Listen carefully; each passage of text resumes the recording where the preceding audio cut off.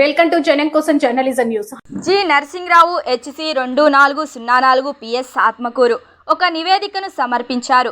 ఈ రోజు అంటే 16/3/2026న ఉదయం 10 గంటలకు ఉన్నతాధికారుల ఆదేశాల మేరకు ఆయన నా సిబ్బంది N Ravinder, PC 2141 R Praveen Kumar, PC 3329తో కలిసి PS నుండి బయలుదేరి తిరుమలగిరి గ్రామంలో పెట్రోలింగ్ నిర్వహిస్తుండగా 10-15 గంటలకు ఇరిసంట్ల కుమారస్వామి తెలంగాణ ప్రభుత్వం నిషేధించిన గుట్కా మరియు పొగాకు ప్యాకెట్లను తన కిరాణా దుకాణంలో తెలియని వ్యక్తి నుండి తక్కువ ధరకు కొనుగోలు చేసి తన దుకాణంలో భారీ ధరకు అమ్ముతున్నట్లు మాకు విశ్వసనీయ సమాచారం అందింది.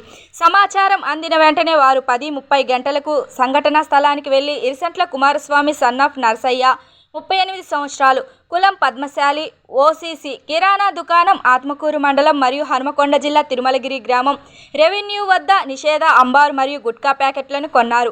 పాన్ షాప్ వెంటనే ఇద్దరు పంచాలను పిలిపించి ఆ వ్యక్తిని వివరించారు. విచారణలో అతని కుటుంబాన్ని నడిపించడానికి తక్కువ ఆదాయం లేదని ఒప్పుకున్నాడు. తన దుకాణంలో నిషేధించిన గుట్కా మరియు అంబార్ ప్యాకెట్లను అమ్మడం ద్వారా ప్రారంభంలోనే సులభంగా డబ్బు సంపాదించాలని నిర్ణయించుకున్నాడు.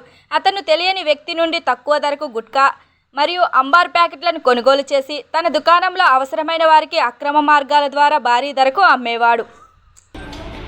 అందరూ వాడిపోయి బురదలు మనం పెడతామా?